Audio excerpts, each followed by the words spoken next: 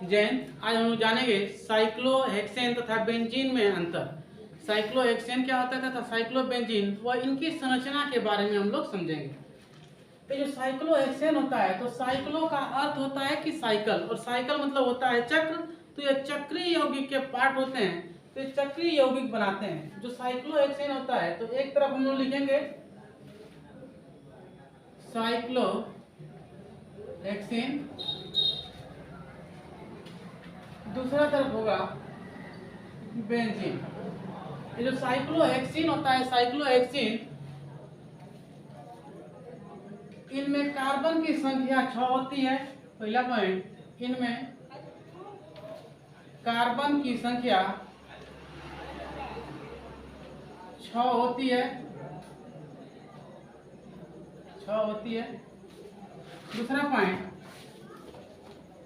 इनमें बेदी जाल, बेदी जाल का अर्थ होता है अल्ट्रानेट। बेदी जाल, अभी बेदी जाल को हम बता रहे हैं।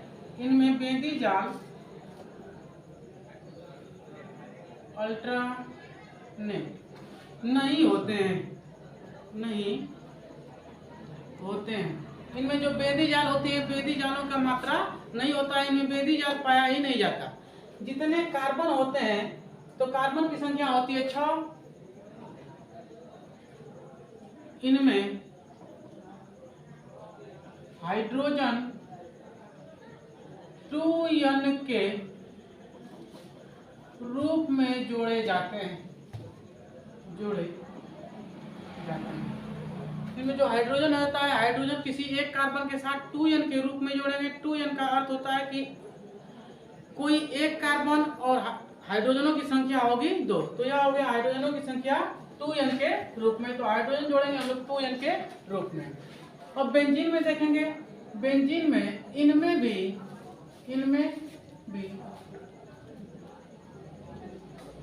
कार्बन की संख्या 6 होती है। इनमें भी कार्बन की संख्या 6 होती है। इनमें बेदी जाल होते हैं, इनमें बेदी जाल अल्ट्रानेट होते हैं। जो बेंजीन होता है, बेंजीन में अल्ट्रानेट होता है, बेदी जाल इसमें पाई जाती है। इनमें हाइड्रोजनों की संख्या, इनमें हाइड्रोजन की संख्या n के रूप में कार्बन के बराबर होती है। इनमें जितना हाइड्रोजन रहेगा उतना ही कार्बन रहेगा। इनमें बेदी जाल पाई जाती है। अब इनका हम लोग देखेंगे संरचना कैसे होता है। इनमें कार्बन की संख्या 6 होती है। ये है साइक्लो अर्थात चक्रीय यौगिक के पार्ट है, चक्रीय यौगिक के कार्बनिक पदार्थ है। तो चक्रीय यौगिक का अर्थ होता है कि इसका जितना भी अब संरचना बनाएंगे तो एक चक्र के जैसे बनाएंगे। अब इसका एक होना चाहिए चक्र। तो कार्बन जोड़ेंगे हम लोग 6, और जब भी जोड़ेंगे तो इसमें बेदी जाल का अर्थ होता है कि एक कार्बन को छोड़ के दूसरे कार्बन के साथ डबल बॉन्ड लगाओ, उस जाल को हम लोग कहते हैं बेदी जाल।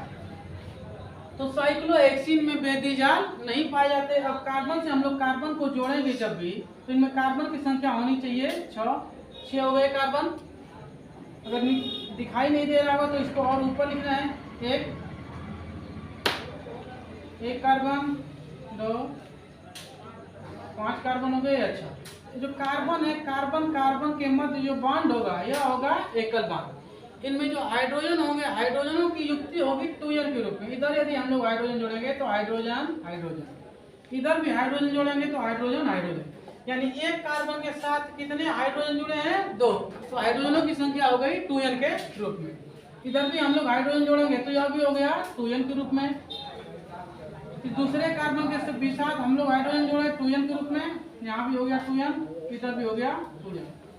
अब कार्बन की संख्या काउंट कर लेंगे, 1 2 3 4 5 6। कार्बन की संख्या हो गई 6, लेकिन हाइड्रोजन की संख्या देखेंगे तो 2n के रूप में हो गई। तो n का मान हम लोग रख देंगे हाइड्रोजन कितने हैं, तो कार्बन कितने हैं 6।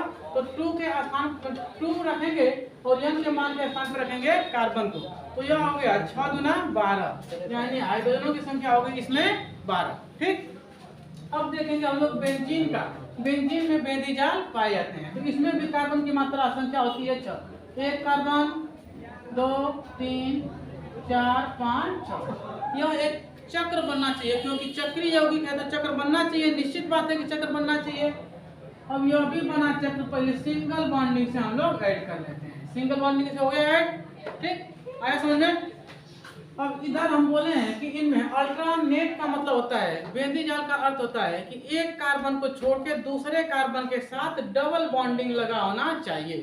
तो यहाँ पर यदि हम लोग डबल बॉन्डिंग कर लेते हैं तो इस वाले कार्बन को छोड़ के यहाँ पर डबल बॉन्डिंग, ए वाला कार्बन को छोड़ेंगे तो यहाँ पर डबल बॉन्डिंग, ए वाला कार्बन को छोड़ेंगे तो इधर हो गया डबल बॉन्डिंग। अब यहाँ पर जब हाइड्रोजन की हम लोग मात्रा देखेंगे तो इनकी जो संख्या होती है n के रूप में होती है। एक हाइड्रोजन इधर, एक हाइड्रोजन इधर, इधर एक हाइड्रोजन,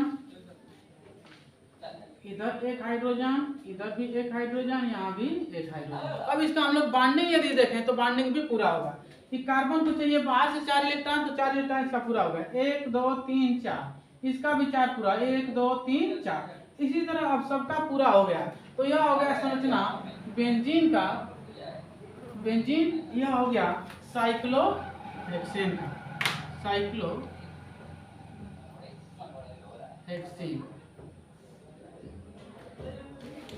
आगे हम लोग देखेंगे इसके अगले टॉपिक को, तब तक के लिए आप लोग इसका एक स्क्रीनशॉट ले लेंगे।